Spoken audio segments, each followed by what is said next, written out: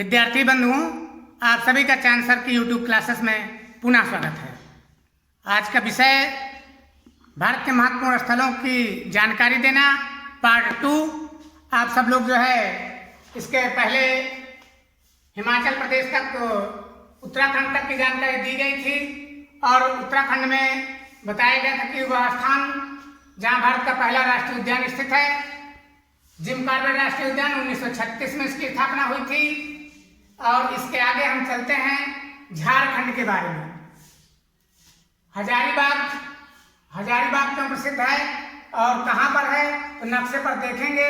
हजारीबाग आपका यहाँ पर पड़ेगा झारखंड में, और अभ्रक, कोयला, चूना पत्थर आदि यहाँ पर जो है सभी पदार्थ पाए जाते हैं। खनिज पदार्थ अभ्रक, कोयला, चूना पत्थर कहाँ पाया जाता है? हजारीबाग में। दूसरा स्थान है कोडरमा, ये यहाँ पर पड़ेगा आपका झारखंड में। और किस लिए प्रसिद्ध है कोडरमा? सर्वाधिक अभ्रक पाया जाता है। ऐसा प्रश्न आ जाए, सर्वाधिक अभ्रक कहाँ पाया जाता है? कोडरमा की खानों में। जमशेदपुर नक्शे पर देखें, यहाँ पर ही पश्चिम बंगाल के जो है बिल्कुल बॉर्डर में पड़ रहा है जमशेदपुर। और किस लिए प्रसिद्ध है? टाटा आयरन स्टील प्लांट जो है कहाँ पर है? जमशेदपुर में टाटा कंपनी स्थापित है। बोकारो किस लिए प्रसिद्ध है? बोकारो जो है लोहा इस्पात कंपनी है और 500 मेगावाट का ताप विद्युत ग्रह है। 500 मेगावाट का, और लोहा इस्पात कंपनी कहाँ है? बोकारो में है। बोकारो कहाँ पर है? तो यह आप जो है ध्यान से देखें।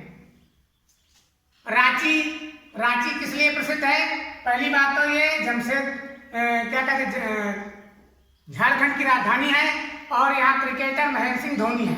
महेंद्र सिंह धोनी कहाँ के हैं? रांची के हैं। और चितरंजन आपका जो है कहाँ पर पड़ेगा? ये भी देखें, पश्चिम बंगाल और झारखंड के बॉर्डर में है। और यहाँ पर रेलवे के इंजन बनते हैं। तो चितरंजन किस लिए प्रसिद्ध है? रेलवे इंजन निर्माण के लिए चितरंजन प्रसिद्ध है। यह प्रश्न भी अक्सर कभी कभी पूछा जाता है, तो झारखंड से संबंधित आपको प्रश्न पूछे गए। कोडरमा किस लिए प्रसिद्ध है? अभ्रक उत्पादन के लिए। हजारीबाग अभ्रक, कोयला, चूना पत्थर, लोहा, यहाँ पर लोहा भी पाया जाता है हजारीबाग में। या मत सोचे कि केवल यही पदार्थ, बहुत से भी खनिज पदार्थ जो है आपके हजारीबाग कोडरमा में पाए जाते हैं। जमशेदपुर में क्या है? टाटा स्टील कंपनी स्थापित है। बोकारो, यहाँ भी लोहा इस्पात कंपनी और 500 मेगावाट का ताप विद्युत ग्रह। रांची, महेंद्र सिंह धोनी क्रिकेटर कहाँ के हैं? रांची के हैं। और रेलवे इंजन निर्माण के लिए चितरंजन प्रसिद्ध है। तो नक्शे पर भी आप देख लिया कि चितरंजन यहाँ पर पड़ेगा और कोडरमा आपका ये पड़ रहा है। आप गौर करेंगे तो बहुत अच्छे से याद हो जाएगा, भूलेंगे नहीं। हजारीबाग यहाँ पर पड़ रहा है और बोकारो यह आपका है। रांची यहाँ पर लगभग पड़ेगा और जमशेदपुर। सभी स्थानों को हम नक्शे पर भी बताए हैं और उनकी विशेषता बता दिए हैं। अब हम अगले राज्य पे चलते हैं, छत्तीसगढ़ में देखिए, आप देखेंगे तो ये ऊपर साइड जो भी आपको दिख रहा है कोयला क्षेत्र है।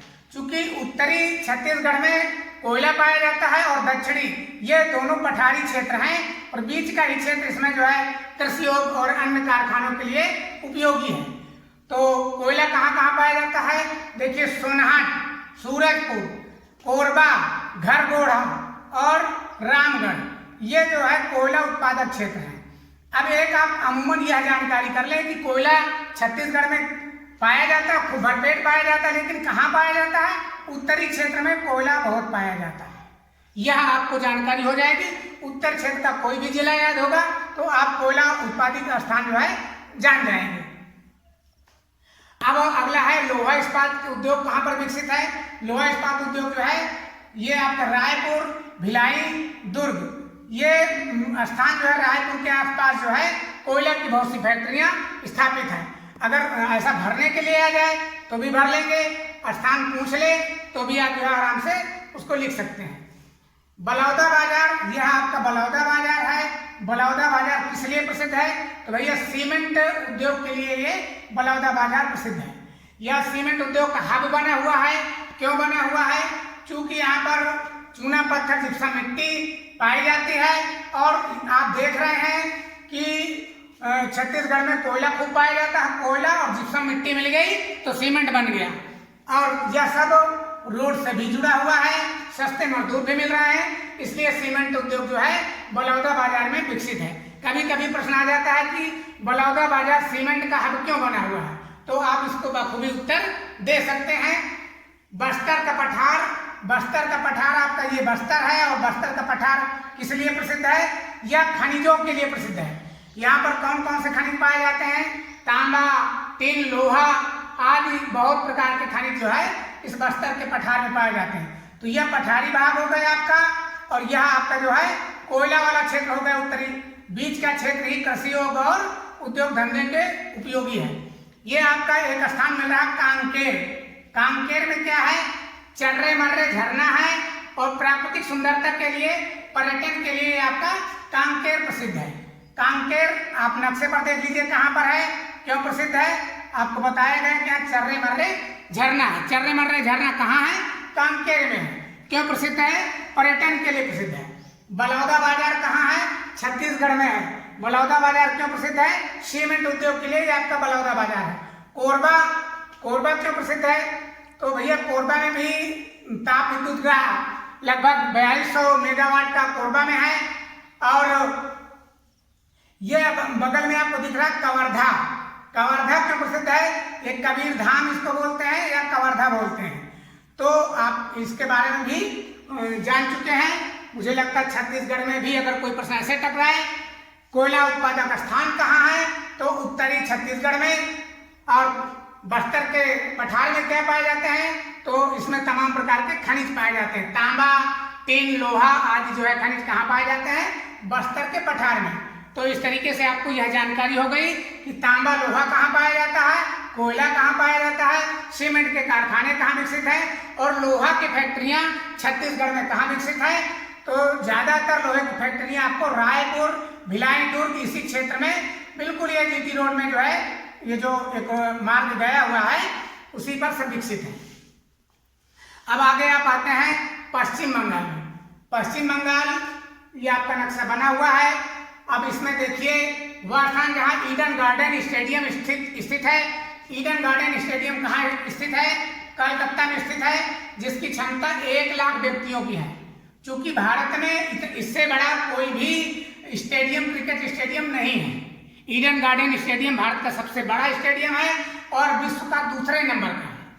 तो यह कभी कभी परीक्षाओं में, प्रतियोगी परीक्षा में ऑप्शन 3-4 दे देते हैं, मोहाली, कोलकाता, या पूछ लिया सबसे बड़ा क्रिकेट स्टेडियम कहाँ है, तो आपको मालूम हो जाएगा कोलकाता में। नाम क्या है? Eden garden. यहीं पर अंतर्राष्ट्रीय खेल जो है क्रिकेट वाले खेले जाते हैं। वह स्थान जहाँ पहला सूती कपड़ा स्थापित किया गया था, तो यह फोर्ट ग्लास्टर में 1818 में स्थापित किया गया था, कलकत्ता में है। फोर्ट ग्लास्टर कहाँ है? कलकत्ता में है। क्या स्थापित, क्यों प्रसिद्ध है? यहाँ पर भारत का सबसे पहला सूती कपड़ा स्थापित किया गया था।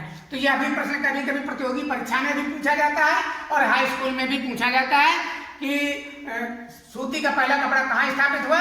फोर्ट ग्लास्टर। कहाँ? कलकत्ता में। वह स्थान जहाँ एल्युमिनियम का पहला कारखाना स्थित है, तो पहला कारखाना कहाँ स्थापित है? ये आसनसोल है। और आसनसोल कहाँ पड़ेगा? ये आपका आसनसोल है। यहाँ पर आसनसोल लिखा गया ऊपर, और ये स्थान आसनसोल है। इस तरीके से आप स्थान को भी जाने कहाँ पर है। आसनसोल क्यों प्रसिद्ध है? एल्युमिनियम के पहले कारखाना के लिए। और कब स्थापित हुआ? स्थापना वर्ष पूछ ले तो 1937 में आसनसोल में एल्युमिनियम का पहला कारखाना स्थापित किया गया था। ये 1937। अब अगले प्रश्न पे आते हैं हम। वह स्थान जहाँ पहला लोहा कारखाना स्थापित किया गया था, पहला लोहा कारखाना कुल्टी में। कुल्टी कहाँ पर है? तो आप ये पश्चिम बंगाल में देख लें कुल्टी कहाँ पर है। कुल्टी पर जो है लोहे का पहला कारखाना स्थापित किया गया था। कब स्थापित किया गया था? 1875 में। तो इससे आप सन भी जान जाएंगे और स्थान भी जान जाएंगे। वह स्थान जहाँ सर्वप्रथम कोयला निकाला गया था, सर्वप्रथम कोयला निकाला गया था रानीगंज में। और कब निकाला गया था? बात कब किया गया? तो 1772 में भारत में सबसे पहले कोयला निकाला गया था कहाँ निकाला गया था? रानीगंज में, पश्चिम बंगाल में। तो पहले वाली जहां बात आ जाए तो पश्चिम बंगाल से कई पहले वाले प्रश्न आ रहे हैं। सबसे पहला सूती कपड़ा कारखाना, सबसे पहला एल्युमिनियम कारखाना, सबसे पहला लोहे का कारखाना, सबसे पहला कोयला कहाँ निकाला गया? रानीगंज में। ये आपको रानीगंज दिख रहा है। अब अगले पर आएंगे, वह स्थान जहां मंगल पांडे ने विद्रोह किया, फांसी हुई। तो मंगल पांडे जी ने विद्रोह कहाँ किया? ये कलकत्ता से थोड़ा आप उत्तर जाएंगे तो बैरकपुर है। बैरकपुर में मंगल पांडे जी ने 6 अप्रैल 1857 को 2 अंग्रेज अधिकारियों की हत्या की थी।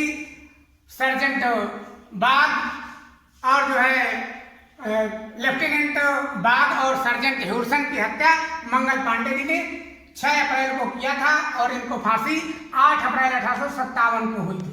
तो यह प्रश्न अक्सर पूछ लिया जाता है कि बैरकपुर क्यों प्रसिद्ध है? मंगल पांडे ने विद्रोह किया था। मंगल पांडे को फांसी कब हुई? 8 अप्रैल को हुई। और अगर थोड़ा सा और प्रश्न को टाइट कर रहा है, मंगल पांडे ने किनकी हत्या की थी? तो लेफ्टिनेंट बाग और सर्जेंट ह्यूरसन की हत्या किया था। ये 2 अंग्रेज अधिकारियों की हत्या मंगल पांडे जी ने 6 अप्रैल को किया था और विद्रोह की शुरुआत 29 मार्च को प्रारंभ किया था और इनको जो फांसी की सजा हुई है वह 8 अप्रैल को हुई है। तो कभी कभी इससे 3-4 प्रकार के प्रश्न बन जाते हैं भ्रमात्मक, तो आप ध्यान रखेंगे। मुझे आशा है कि आपको आराम से जो है प्रश्न आ जाएंगे। आगे हम चलते हैं, वह स्थान जहाँ प्लासी का युद्ध हुआ था। प्लासी का युद्ध प्लासी के मैदान में हुआ था और प्लासी का मैदान आपका पश्चिम बंगाल में यहाँ पर पड़ रहा है। यह कब हुआ था? तो यह युद्ध हुआ था 23 जून 1757 को सिराजुद्दौला और लॉर्ड क्लाइव के बीच प्लासी का युद्ध हुआ था। कहाँ पर है? यह प्लासी का मैदान है मुर्शिदाबाद के पास में और आप जो है आराम से कर सकते हैं। वह स्थान जहाँ रामकृष्ण परमहंस का मठ है बलूर घाट में। ये अब बलूर घाट है, यहाँ पर देख लीजिए। बलूर घाट कहाँ पर है? नक्शे पर आप आराम से देख लें। ये बलूर घाट है, यहीं पर रामकृष्ण परमहंस का जो है मठ था, यहीं पर वो रहते थे। और ये किनके गुरु हैं, इनका किनसे संबंध है, यह भी आप जान सकते हैं। ये हमारे स्वामी विवेकानंद जी के रामकृष्ण परमहंस गुरु थे। उनका मठ कहाँ है? बलूर घाट में। और कभी कभी ऐसा भी प्रश्न आ जाता है, वह स्थान जहाँ विवेकानंद जी का जन्म हुआ था, कोलकाता। अब आगे अगली कड़ी में आप आगे बढ़ेंगे। वह स्थान जहाँ रामकृष्ण परमहंस का मठ है बलूर घाट आपने देख लिया। दार्जिलिंग, इसे पहाड़ों की रानी कहा गया है। ये दार्जिलिंग आपका किनारे पर पड़ रहा है, इसे पहाड़ों की रानी कहा गया है। यहाँ पर क्या क्या उत्पादन है? चाय के बागान बहुत सुंदर सुंदर हैं। और यहाँ पर क्या है देख लीजिए, दार्जिलिंग में इलायची खूब पैदा होती है, चाय और संतरे के बगीचे हैं। पहाड़ी इलाकों में ही आप देखेंगे उनका ऐसा क्लाइमेट होता है जहाँ पर सेब संतरा पैदा होते हैं। इलायची भी आप देखेंगे केरल में कार्डेमम पहाड़ियों में, यहाँ इलायची पैदा होती है। और आपका दार्जिलिंग में भी इलायची चाय पैदा होती है। तो अगर पश्चिम बंगाल में कहीं चाय का स्थान पूछ ले तो आप दार्जिलिंग को इंडिकेट कर सकते हैं। दूसरी बात मैं आपको बताना चाहूंगा, जलपाईगुड़ी से दार्जिलिंग तक का जो सफर है ये पहाड़ी सफर है लगभग 85 किलोमीटर का और यह बड़ा ही मनोहारी लगता है लोगों को। जब कभी जाते हैं, आप कभी घूमने जाएं तो जलपाईगुड़ी से दार्जिलिंग तक जाइए। यहाँ सिलीगुड़ी मिलेगा जो कपड़ा व्यवसाय के लिए प्रसिद्ध है। और कभी कभी एक प्रश्न पूछ लिया जाता है, सबसे ऊंचा रेलवे स्टेशन कहाँ है? विश्व का सर्वाधिक ऊंचा रेलवे स्टेशन कहाँ है? वो धूम में है। धूम कहाँ पड़ा है? धूम दार्जिलिंग के पहले है। तो यह आप बहुत अच्छी जानकारी पा गए कि धूम जो है दार्जिलिंग के पहले है। 2258 मीटर इसकी ऊंचाई है। धूम की ऊंचाई कितनी है? 2258 मीटर। तो ये वह स्थान जहाँ दुनिया का सर्वाधिक ऊंचा रेलवे स्टेशन है, धूम 2258 मीटर। तो धूम का धूम मचा दिया।